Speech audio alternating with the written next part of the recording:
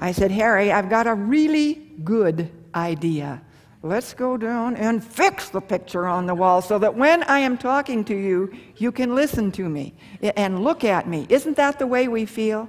We need that eye contact. So that's the second most disgusting habit. And remember now, in deteriorating relationships, couples will rarely look at each other. Lack of eye contact is often used as a punishment for the other person. It conveys displeasure and anger. In fact, it's kind of interesting in communication seminars. I often give a little exercise and have the couples turn toward one another, and then I give them a topic to discuss, and they take turns. One of them is the talker, one of them is the listener. And it's very interesting to watch what happens. Some couples have no problem with this at all. They move their chairs, their eyes lock, and they hold hands, and they're just talking back and forth, and the love just flowed. Other couples really struggle with this. They turn their chairs toward each other, but they begin to wring their hands like this, and they start studying the floor. The floor becomes the most important thing in the world. Or they look out windows, or even the ceiling becomes very important now. You would think that I just sentenced them to 30 years in solitary confinement. They are so uncomfortable with this. You see, this couple is struggling with something, and this is the way we get when we're dealing with hurts and that kind of thing in our lives. But let's remember now that relationships can be rebuilt simply by looking at one another again. All right, is it harder to talk or harder to listen? It's much harder to listen. Why? Now, the average person can speak at about 100 to 150 words per minute. A slow speaker can speak at about 80 to 90 words per minute, and a fast speaker can speak at 150 to 170 words per minute. And some people like me, I can get gusts up to 200 words per minute, which gives translators fits when I go overseas and have to be translated. It just really causes a problem. But we can listen to 450 to 600 words per minute. This means that we can think 5 times faster than we can talk. Now, the difference between how fast somebody else can speak and how fast we can listen is called lag time. Now, let's say that you are listening to somebody speak at 100 words per minute, but you could be taking 450 to 600 words per minute in. What would that seem to you? Very, very slow. So what do our minds do? Our minds go on vacation. Now, you know something? You're all sitting there looking like you are listening to me and watching me. But you know what? I would hate to ask you where your minds have been since I started teaching. They've probably been home thinking about this, going here or there. You see? So what am I saying? It takes discipline then to focus our attention and listen. Have you ever asked your partner to do something for you? And they say, sure, I'll take care of that. You come back the next day, it's not done. You say, well, why didn't you do it? Well, he says, you never asked me. What do you mean I never asked you? I was standing right here, you were sitting right there, you said that you would take care of it. No, you didn't. Yes, I did. No, you didn't. You get into a big argument over this. Why? All due to lag time, because his brain was some other place, and there was no focused attention going on here. It takes that all the time. Now, communication has 3 parts. We have the verbals, we have the nonverbals, and the tone of voice. Now, which carries the most weight? We're going to weight each one of these things, and it's going to make up 100%. Which one is the most important? Which has the highest percentage? All right, let's see what the studies say. The words account only for 7% of the message. The tone of voice accounts for 38% of the message, but the nonverbals account for 55% of the message. This is where we get the saying, your actions speak so loud, I cannot even hear what it is you are saying. So you see, there is something to back all of this. So you cannot only listen for the words that your partner is saying, you've got to be able to see your partner and watch that little muscle twitch right here, or hear that sigh, or see the twitching of the fingers. Now, we have a lot of courtship going on over emails, you know, and this kind of thing, and over the telephone. If you're on the telephone talking to somebody, how much of the message is coming through? Now, you are getting the verbals, which is how much? 7%. You are getting the tone of voice. That's 38%. So you are still getting 45% of the message, but how much is missing? 55% of the message is missing. All right, let's talk about email now. How much is missing in an email? 97% of the message. Now, I got I get a lot of emails. I had an email from a girl in Canada. She was an adult single, never married, and she had just never had the right opportunity, had not met the right person. But now, through a dating service and through email, she felt that she had met the right fella. And they had been emailing each other for 5 months. And she said, we have written down questions and we have answered everything. I know him better than any other male I have ever been with.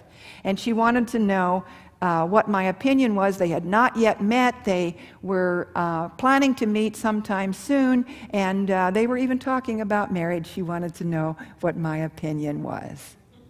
What do you think my opinion was? On a courtship with 93% of all the message missing, I explained to her the communication process, and then I said to her, for as much as you know about this man, he could be a serial murderer and you wouldn't even know the difference. And guess what? I never heard from her again. Why? Because she didn't like what I was saying. You see?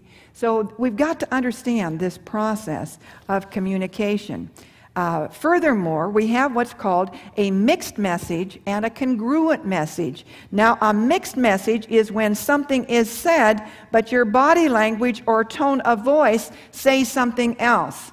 Now, let me give you an example of a mixed message. Well, of course I love you. How many times do I have to tell you that I love you? I love you. There, I said it. Are you convinced? What's the problem? I said the words that everybody wants to hear. Body language. All right, how about this one? I told you I am not angry. If you accuse me one more time of being angry, I'll show you what real anger is. Now, what's the problem here? It's the tone of voice. We're saying something. Body language and tone of voice is saying something that belie what the words are saying. When this happens, which one are you going to believe? You're always going to believe the body language because your actions speak so loud, I cannot hear what it is you are saying. So we have to learn to make our messages congruent. A congruent message is when all three match. The verbals and the nonverbals and the tone of voice match. And then you will be a better communicator. Now, who's a better listener, men or women? That's the men saying men and the women saying women. Actually, the studies say that women are better listeners. And you want to know why? It has to do with kind of an interesting thing. Women do something when they are listening. They nod their heads and they say, uh-huh. Now, this is not brilliant, but at least you know somebody's there. Now, how difficult can it be, men, to nod your heads? I don't think that's too hard. Let me see. All the men now nodding their heads. Let me see. Let's get that much going. Excellent. Oh, some of you are having a little trouble with this. I can see that. But the nodding of the head. All right, now that's good. Now let's try the uh-huh part.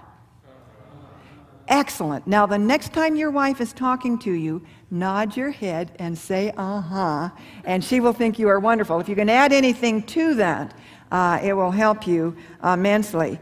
You see, men include fewer of these what's called listening noises in their listening behavior, so it leaves women with the impression that their husbands aren't listening, and men think that their wives are over-listening, which reminds me of Archie Bunker from All in the Family. You remember him and his wife Edith. He once said to Edith, "I talk to you in English, but you listen to me in dingbat." No. She's not listening in dingbat. She's listening the way women just listen. Now, what men mean by their listening behaviors differs from what women mean by their listening behaviors. Now, when a woman nods her head and says, uh-huh, it means she's listening. I understand what's being said. I'm tracking what you're saying. But men will use listening noises more to show that they agree with something. So let's say that a man comes home now and shares with his wife a problem at work. What does she do? She nods her head and says, uh-huh, which to her means I'm tracking what you're saying, I'm listening. To him it means she agrees. Later he finds out she does not agree with what's being said, and he accuses her of being dishonest. No, she wasn't being dishonest. She was listening the way women listen. So these kinds of things can cause a lot of problem. Now let's talk about what women need in their listening behavior from their husbands. They particularly want and need a listening response. And she doesn't want her problem solved. She is a smart person. Eventually she can solve this problem on her own. She wants understanding of what it's like for her to go through this little problem. And when she's upset, she wants you to listen, not solve it, just listen to her. And if you only listen with a string of solutions or one eye on the television, it's not going to be enough for her. And I want you to know something, fellas. If you don't listen, really listen to her, she will get the feeling that you don't love her. That's the way she will translate that. She will translate that. And once she feels this way, you will pay. One way or another, you will pay. Now let's look in on an average couple. It is breakfast time, and the couple is seated at the breakfast table. And the husband is reading his newspaper. His wife is sure he's not listening, but she asks anyway, "Are you listening to me?" "Yes, dear," he replies. Frustrated, she shouts at him, "You know the baby has jungle rot." "Yes, dear," he replies. "And the county inspector condemned our house because it's being eaten by a new giant breed of termites." "Yes, dear," he replied. "And the communists have bombed New York and shot the president." "Yes, dear," he replied. "And I'm going to run off with the TV repairman right after I get back from Weight Watchers this week." "Yes, dear," he replies. Exasperated, she slams down her cup of tea and stalks out of the room. Hubby peers over his paper and shakes his head and thinks to himself, who in the world can understand a woman? Now, if you ask this man if he was communicating with his wife, what would he say? "Yes, dear." But what was he showing through this kind of communication? "I care so little about anything that you say or do that I'm just tuning you right out." And she translates that as, "You don't love me." All right, picture it with me. It's a beautiful evening. It's kind of late, and the moon is up. It's very dark and balmy. The moon is shining brightly. You're taking a walk through the park. And as you go through the park, there's nobody else around, and you spot a little bench, and you sit down, the two of you, together. And the husband slips his arm around his wife, and he pulls her close and begins to caress her body a little bit and kiss her lovingly. And suddenly she says, "Honey, stop. I just don't feel very close to you right now." "You don't feel close